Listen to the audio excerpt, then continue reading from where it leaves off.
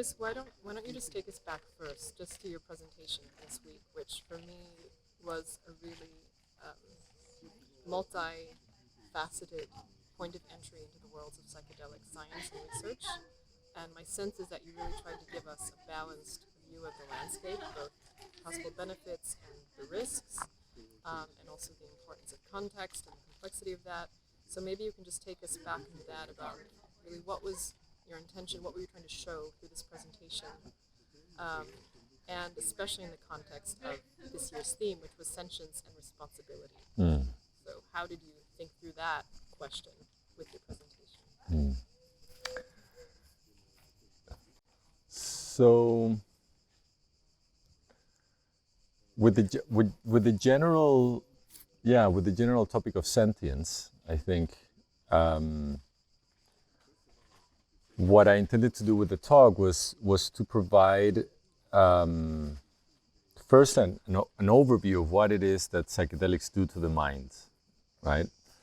And the mind and consciousness, which is very much related to sentience and experience. So there was a central aspect in relationship to the experience that psychedelics evoke, and then how that relates to the concept of connectedness, which is something that, we see coming up in the research quite a lot. It's a fairly surprising result. It's something that we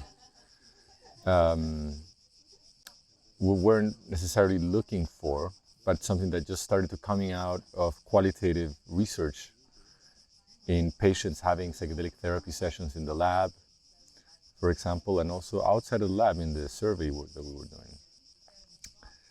And that's, I think, where the topic of responsibility comes in, right? This idea that I think psychedelics kind of naturally provide like this, the point of connection between the two. So they evoke an experience, a wide range of experience that seems to have an impact in which people feel more connected to parts of themselves that they had somehow dissociated, parts of the body, parts of the mind, memories, trauma, whatever you want to focus in, parts that have to do with the relational life. Intersubjectivity comes up a lot in psychedelic spaces, both during the acute experience and also after that experience, the impact of that, and then the connection with the wider world, which I think again relates to the idea of sentience in the wider world and the responsibility to take care of the wider world. So it's, times of ecological crisis and the potential relevance that psychedelics have. And this is something that,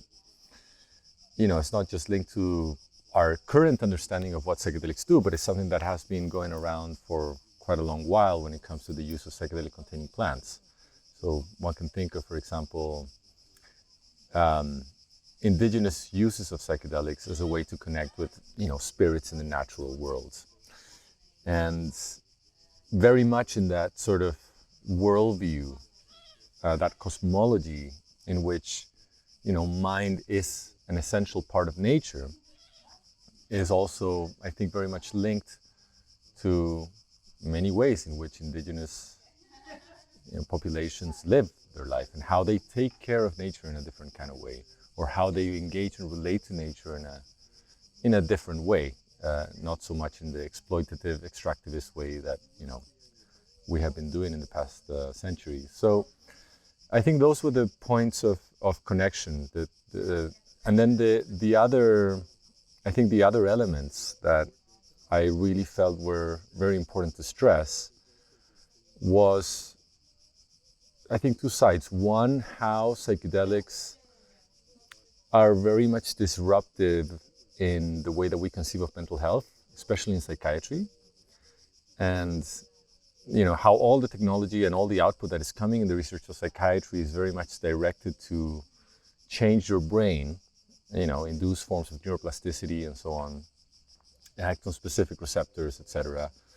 Whereas the evidence tells very strongly in psychedelics that the mechanism of change is not just that of what's happening in the brain. This is, of course, logical because psychedelics act on specific mechanisms of the brain. But the quality of the experience that they induce is a central component of change as well. And that kind of has like a dual sort of impact. One is it forces the field of psychiatry to look at experience as a valuable mechanism, a valuable component, look at sentience as an essential component that is related to well-being. And then the other aspect is, well, if you recognize that experience is important, then how you guide that experience, how you contextualize that experience is central for care. And that's the other element of how sentience and responsibility come into play when it comes to the use of psychedelics. The way that psychedelics visibilizes the importance of context in mental health and well-being, something that is, obvious not just with psychedelics, but also any sort of mental health intervention, but something that the field of psychiatry has, I think, in general, tried to push away to the side. So it visibilizes that in the field of psychiatry very strongly. Yeah, I think that comes to mind.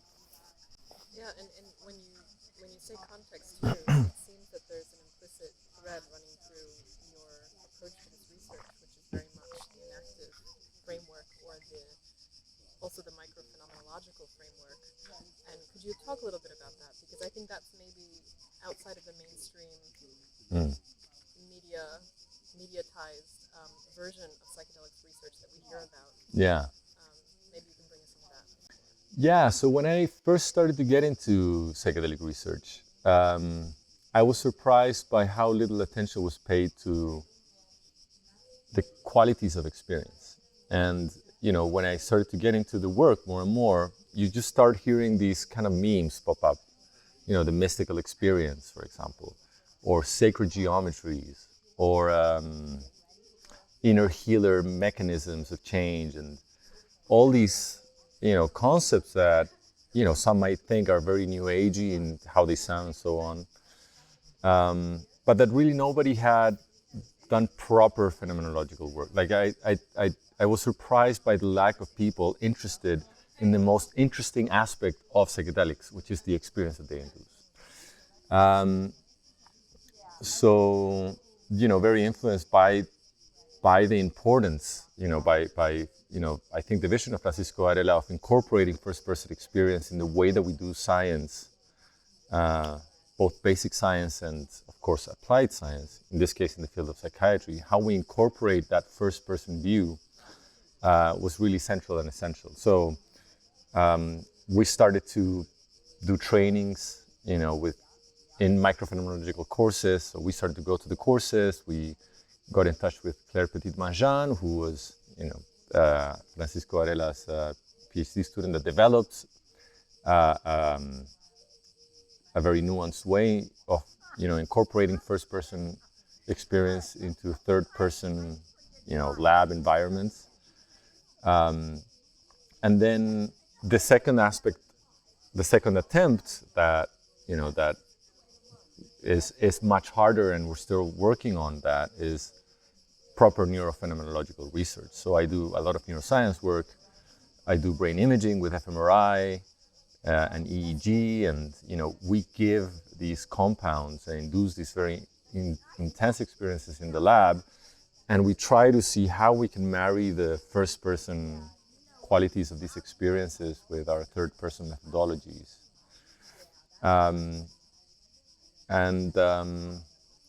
I think when I started to get into that, I really started to go a bit into a wormhole into seeing that there was an ethical dimension to the idea of paying close attention to experience.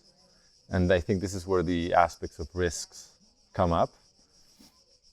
Could you maybe say a little bit more about that? Yeah. So the risks themselves. So in a way, I again, in when you do psychedelic science, you're embedded in this larger communities of people who are interested in these experiences. And while I saw that a lot of people, were very enchanted by these kind of experiences, and a lot of people appear to be having benefits from these experiences, especially in the clinical sort of context and in settings of the lab, I also started to appreciate that a lot of people were, I felt that there were, in some cases, people who were being a bit ungrounded by the experience. Sometimes a sense that they were indulging in forms of spiritual bypassing, which is this idea of somehow neglecting it's a bit of a dissociative sort of thing in which we neglect our everyday challenges in, our own personal histories, our relationships, and so on, and instead, escape into matters of spirituality. We reify these elements of spirituality a bit too much.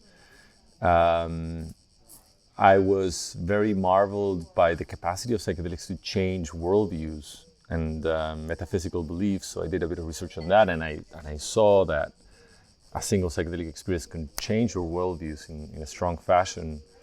What has been called the ontological shock, that has also ethical implications. Many times individuals who have psychedelic experiences are not after that. So if they get a massive worldview change, we have to think about this in important kind of ways. And then, the general link between, that has been made, it hasn't been properly studied, that psychedelic experience could somehow facilitate the transmission of beliefs, including those of conspiratorial ways of thinking. I think that we live in an age in which one of the central crises that we have is that of validation of information. With mass media, and now with chatbots and AI, and reproducing images just like this, I just feel like the amount of information that we're handling, the apparent veracity that it has, and the authority that it has because of its apparent veracity will lead us into a lot of trouble. And I feel that the capacity of the psychedelic experience to generate more stuff, more information that appears to be real, has also many dangers in this regard. So this is just like a big kind of, thing to say that in a way that we can try to navigate that and help us deal with that is also via second person approaches, in which we have a social milieu, institutionalized contexts, forms of psychotherapy, science, that can aid in the validation of that information, that can aid in the development of skills to know how to develop a gentle touch when it comes to these insights and revelations that the experiences might have. And this is relevant for psychotherapy, in which false memories can arise in the psychedelic therapy. That is also plausible, for example. Is relevant when it comes to trying to understand the nature of the human mind, consciousness research, when we employ psychedelics. What is the nature of that experience, and whether or not it's telling us something relevant about the nature of the human mind, for example. And it is also very relevant in the informal context where psychedelics are used, which is actually most of the use of psychedelics. They remain illegal, but they are widely used, and more and more these days where they have become popular. So, in a way, trying to develop frameworks to help us understand how we can navigate the information that the psychedelic experience is providing, I find is key. And the way that individuals make meaning out of those experiences is key. Could you tell us, during the ESRI, have you had ideas pop up during discussion about those kind of frameworks that would be responsible to work on psychedelics? I had an interesting conversation with Father Francis about that actually yesterday, in which, precisely about the idea of institutionalization, the idea of validation via community, of experienced individuals or individuals who have gone through an existential path or spiritual path and therefore can scaffold how that experience can be integrated into the life of individuals so that it's a meaningful life, that it aids in well-being, and it reduces, of course, suffering. And some of the ideas that we discussed were around, the role of also institutionalized forms of religion that can aid maybe in that process, or spiritual practices that are related to that. These days, there's a lot of there's some ideas floating around. I don't think it has been properly operationalized, but some ideas floating around how contemplative practices and certain forms of meditation can be anchored, or the psychedelic experience can be anchored, via these other contemplative practices, and how the some cultivation about awareness of the mind in moments leading up to a psychedelic experience and not after that psychedelic experience can help individuals both prepare for that experience and then integrate, that experience into their own lives. So, yeah, I think these are a couple of things that have come up in the ESRI that are, I think, relevant. We'll try to think about something else that might be, I think, of relevance. I mean, the day that I spoke, we spoke a lot about community, I think. That was one of the central topics. And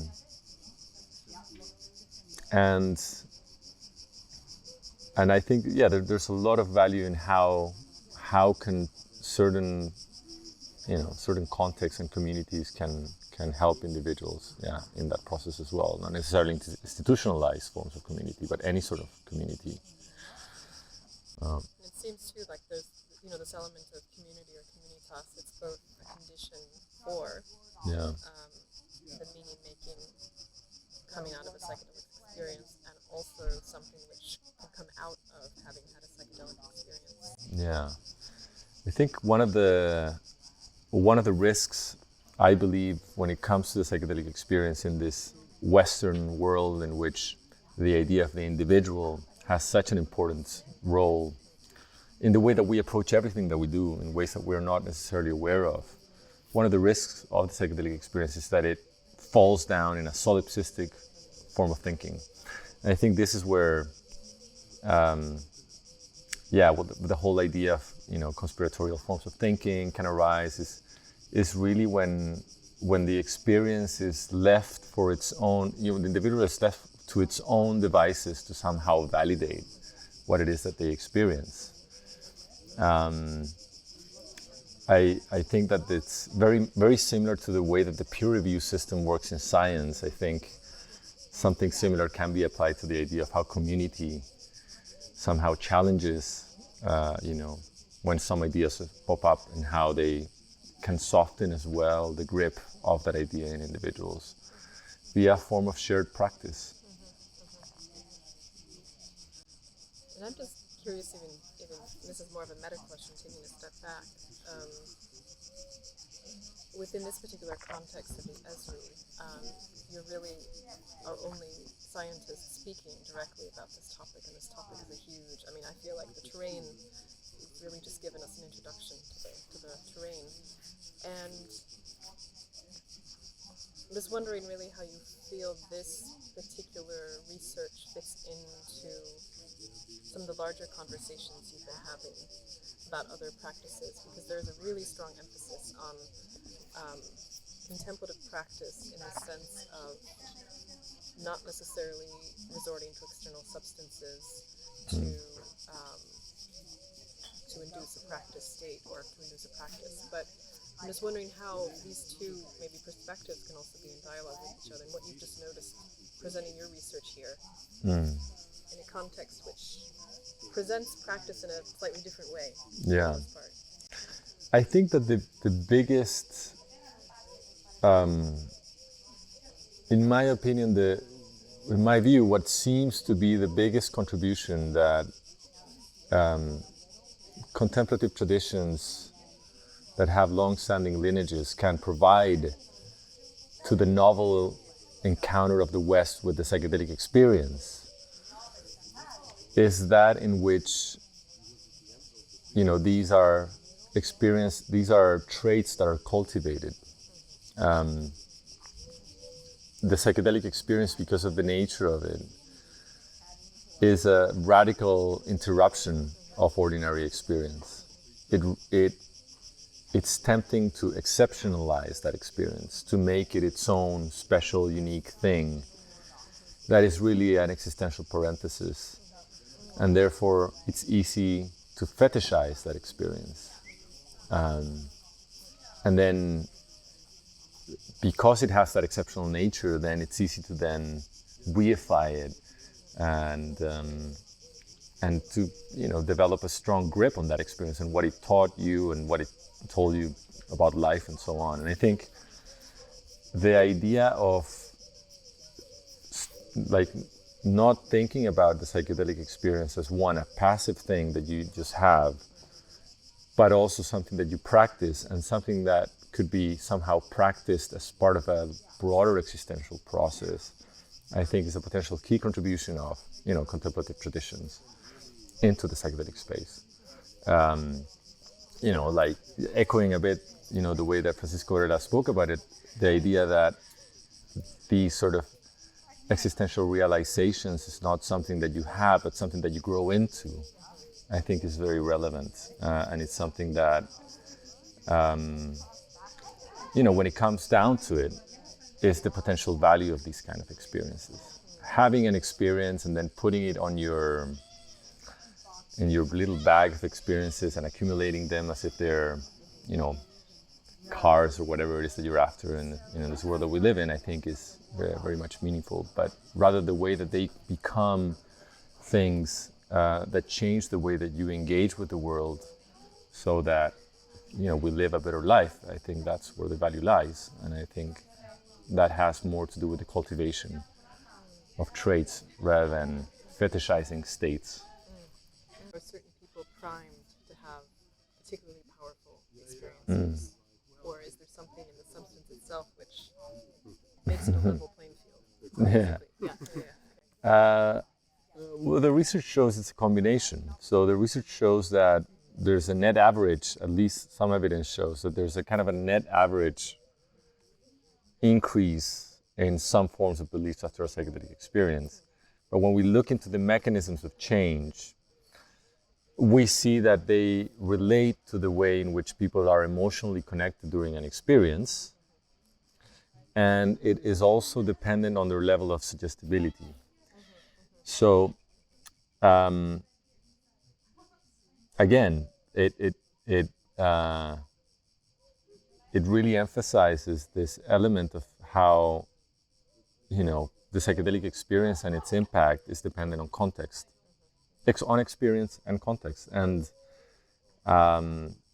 context understood not just as the physical context, but the historical context of an experience, the history of a person, their previous state. So it matters, and it is certainly the case that not all individuals experience a massive shift of perception of reality, or whether or not everything around me is mine, or these kind of ideas, but that there is an interaction, with the individuals, their context, and where how the experience takes place.